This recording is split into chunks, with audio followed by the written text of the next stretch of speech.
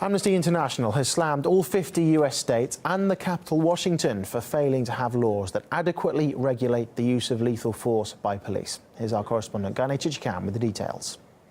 Amnesty International reviewed US state laws governing the use of lethal force by law enforcement officials, and it says it found that all states failed to comply with international law and standards. The report says many of the states do not even meet the less stringent standards set by US constitutional law.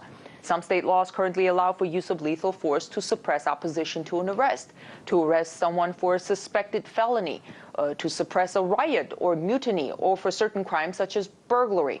The Human Rights Watchdog says in many instances, police in the U.S. fail to comply with their basic duty of protecting human life.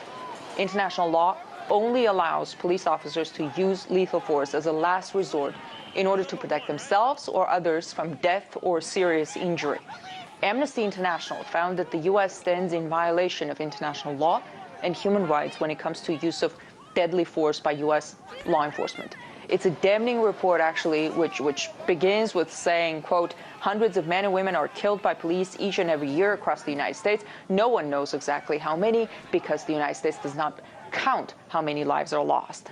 Then the report lists the more recent cases which have drawn condemnation and protests across the country, like that of Walter Scott, a 50-year-old unarmed black man who was fatally shot in the back after a traffic stop for a broken light on his car, or Tamir Rice, a 12-year-old black boy shot and killed by officers in Ohio while playing in a park with a toy gun.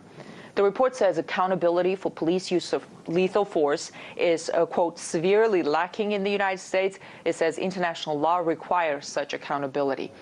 This report is also interesting because the U.S. is so vocal about protecting human rights across the world.